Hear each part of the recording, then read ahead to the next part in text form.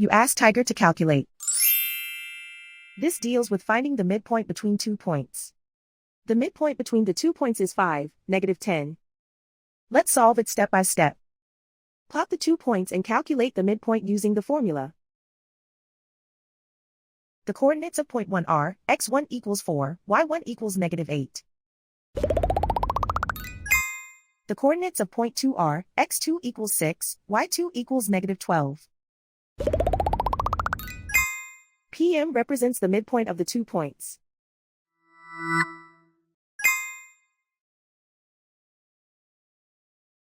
Use the x values in the midpoint formula to find the midpoints x. x1 equals 4.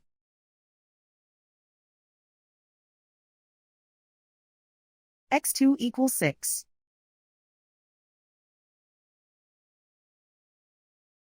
Simplify the arithmetic.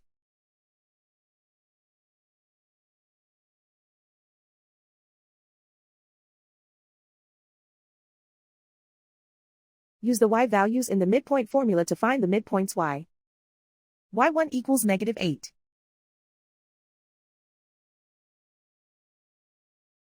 y2 equals -12. Simplify the arithmetic.